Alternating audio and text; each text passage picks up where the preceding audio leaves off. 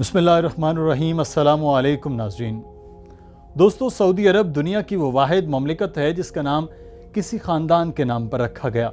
سعودی عرب پر فرمانروا خاندان آل سعود کا پس منظر کیا ہے؟ اس خاندان کے آباء و اجداد کون ہیں؟ اس خاندان کا تعلق کیا واقعی عرب کے مشہور خاندان انزا سے ہے، جیسے کہ عام طور پر خیال کیا جاتا ہے کہ آل سعود حقیقت میں عربی نسل ہیں یا کسی اور خاندان سے تعلق رکھتے ہیں؟ اور کیا ان کے آباء و اجداد مسلمان تھے یا ان کا تعلق کسی دوسرے مذہب سے تھا؟ ناظرین، ان سوالات کے جواب ہم آپ کو آج بتائیں گے اور آل سعود کی مکمل تاریخ پر روشنی ڈالیں گے۔ مگر ویڈیو میں آگے بڑھنے سے پہلے اگر آپ ہمارے چینل پر نئے ہیں تو سبسکرائب کر لیں اور بیل کا بٹن بھی دبائیں تاکہ نئی ویڈیوز آپ کو نوٹیفیکیشن کے ساتھ ملتی رہیں۔ ناظرین، سال 851 ہجری میں قبیلہ انزا کی ایک شاخ آل مصالحین سے تعلق رکھنے والے کچھ افراد نے ایک تجارتی کاروان تشکیل دیا جس کا مقصد عراق سے غذائی اجناس خرید کر نجد لانا تھا۔ اس قافلے کا سالار سامی بن مسلول تھا۔ جب اس قافلے کا گزر بصرہ کے بازار سے ہوا تو قافلے کے کچھ لوگوں نے اشیاء خور و نوش خریدنے کے لیے بصرہ کے بازار کا رخ کیا اور وہاں وہ ایک تاجر کے پاس پہنچے تو وہ تاجر یہودی تھا۔ ناظرین، اس تاجر کا نام مردخائی بن ابراہیم بن موسیٰ تھا اور خرید و فروخت کے دوران اس تاجر نے ان لوگوں سے پوچھا کہ تم لوگوں کا تعلق کہاں سے ہے؟ انہوں نے جواب دیا کہ ان کا تعلق انزا قبیلے کی ایک شاخ المصالحی سے ہے۔ یہ نام سننا تھا کہ یہودی کھڑا ہوا اور وہ ان میں سے ہر فرد سے بڑے تپاک کے ساتھ گلے ملا۔ اس نے بتایا کہ وہ خود اس قبیلے کی شاخ سے تعلق رکھتا ہے، مگر اپنے والد کے انزا قبیلے کے بعض افراد سے ایک خاندانی جھگڑے کی وجہ سے اس نے بصرہ میں رہائش اختیار کر لی۔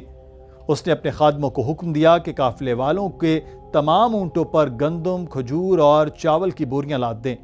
یہودی تاجر کے اس رویے نے قافلے والوں کو حیران کر دیا۔ وہ انتہائی خوش ہوئے کہ عراق میں ان کے ایک خاندان کا فرد مل گیا ہے جو ان کے رزق کا وسیلہ ہے۔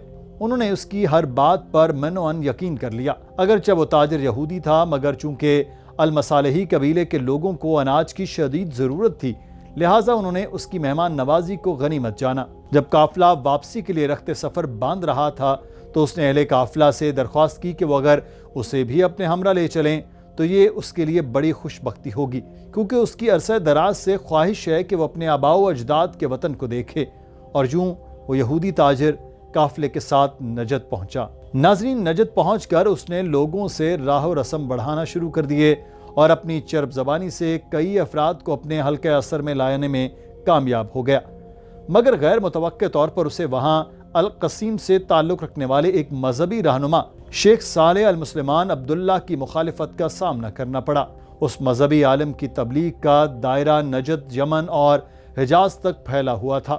یہودی کو اس شخص کی مخالفت کی وجہ سے مجبوراً یہ علاقہ چھوڑنا پڑا اور وہ القصیم سے الاقصی آ گیا۔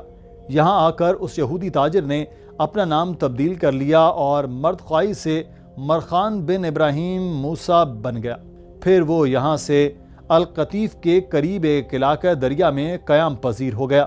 یہاں اس نے مقامی باشندوں میں اپنا اثر و رسوخ بڑھانے کے لیے من گھڑت کہانی کا سہارا لیا کہ رسول اللہ صلی اللہ علیہ وآلہ وسلم کے زمانے میں مسلمانوں اور کفار کے درمیان لڑی جانے والی جنگ احد میں کافر کے ہاتھ رسول اللہ صلی اللہ علیہ وآلہ وسلم کی ڈھال لگ گئی۔ اس کافر نے یہ ڈھال بنو قنیقہ کے ہاتھ فروخت کر دی۔ بنو قنیقہ نے اسے ایک بیش بہا خزانہ سمجھتے ہوئے اپنے پاس محفوظ رکھا اور وہ ڈھال میرے پاس ہے۔ یہودی تاجر نے اس علاقے کے بدوؤں کے درمیان اس طرح کی کہانیاں پھیلانا شروع کر دیں۔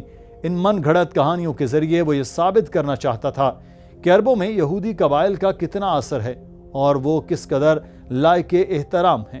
اس نے اس طریقے سے دیہاتیوں، خانہ بدوشوں، بدو قبائل اور سادہ رو افراد میں اپنا مقام و مرتبہ بنا لیا۔ آخر اس نے ارادہ کر لیا کہ وہ مستقل طور پر القطیف کے قریب دریا قصبے میں قیام کرے گا اور اسے اپنی سرگرمیوں کا مرکز بنائے گا۔ ناظرین، اس کا خیال تھا کہ یہ علاقہ عرب میں بڑی یہودی سلطنت کے قیام کے لیے راہ ہموار کرے گا۔ اپنے ان مقاصد کی تکمیل کے لیے اس نے عرب کے صحرائی بدوؤں سے روابط شروع کر دیے اور خود کو ان لوگوں کا بادشاہ کہلوانا شروع کر دیا۔ ناظرین، اس موقع پر دو قبائل، قبیلہ عجمان اور قبیلہ بنو خالد، اس یہودی کی اصلیت کو جان گئے اور فیصلہ کیا کہ اس فتنے کو यहीं ख़त्म कर दिया जाए। दोनों कबाइल ने बाहम उसके मरकज़ दरिया पर हमला कर दिया और इस कस्बे की ईंट से ईंट बजा कर रख दी। मर्दखानी जान बचाकर भाग गया। अल-आरिज के नज़दीक एक फार्म में उसने पनाह ले ली। यही अल-आरिज आज रियाज के नाम से जाना जाता है, जो सऊदी अरब का दारुल खिलाफा है।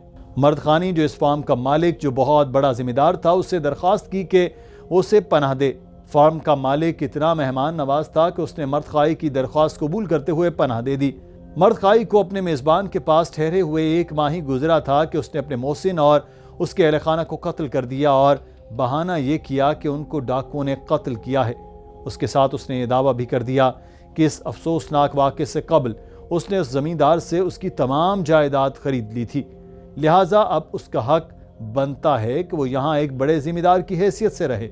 नाज़रीन, मर्दखाई ने इस जगह पर कब्ज़ा जमा लेने के बाद इस जगह का नाम तब्दील करके अपने पुराने खोए हुए इलाके के नाम पर आले दरिया रखा और इस गस्ब शुदा ज़मीन पर फ़ौरन ही एक बड़ा मेहमान खाना तामीर कराया, जिसका नाम उसने मज़ाफ़ा रखा।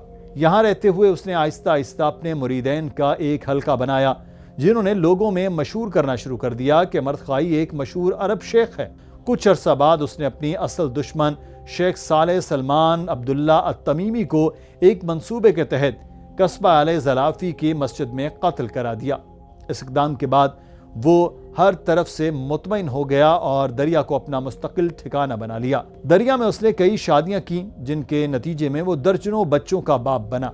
उसने अपने इन तमाम बेटे बेटियों के नाम खालिस अरब नामों पर रखे। यहूदी मर्दखाई की ये औलाद एक बड़े अरब खानदान की शक्ल इख्तियार कर गई। इस खानदान के लोगों ने मर्दखाई के नक्शे कदम पर चलते हुए गैर कानूनी तरीकों से लोगों की ज़मीनों को हथियाना शुरू कर दिया और उनके फार्मों पर कब्जा करने शुरू कर दिए। अब ये इस कदर ताकतवर हो गए कि जो कोई भी उनकी शरंगेजियों के खिलाफ आवाज़ उठाता उसे कत्ल करा देते। ये अपने मुखालिफिन को ज़ेर करने के लिए हर हरबा इस्तेमाल करते। अपने असर और रसूख की मज़ीद बढ़ाने के लिए उन्होंने राबिया, उन्ज़ा और अल-मसालिही जैसे मशहूर अरब कबाइल को अपनी बेटियां दी। नाज़रीन, मर्दखाई के लातादाद बेटों में से एक बेटे का नाम आले मकारान था। उसके यहाँ पहला बेटा पैदा हुआ जिसका नाम मोहम्मद रखा गया। उसके बाद अल मकारन के यहाँ दूसरे बेटे का जन्म हुआ जिसका नाम सऊद रखा गया। यहूदी मर्दखाई के इस बेटे की नस्ल बाद में आले सऊद कहलाई। नाज़रीन, तारीख का मुतालिया किया जाए तो पता चलता है कि आगाज़ में इस ख़ानदान यानी आले सऊद ने मज़हब के नाम पर काफ़ी अरसा कत्लेआम का बाजार गर्म रखा और यही ख़ानदान कई सालों से सऊदी अरब पर बरसरे इक़्तिदार है और उन्होंने हिजाज़ मुक़द्दस का नाम तब्दील करके अपने ख़ानदान के नाम पर सऊदी अरब रखा। नाज़रीन, इस उम्मीद के साथ इजाज़त दें कि आपको हमारी वीडियो पसंद आई होगी। जल्द एक और तारीखी, तहकीकी और मालूमाती वीडियो के साथ हाजिर होंगे।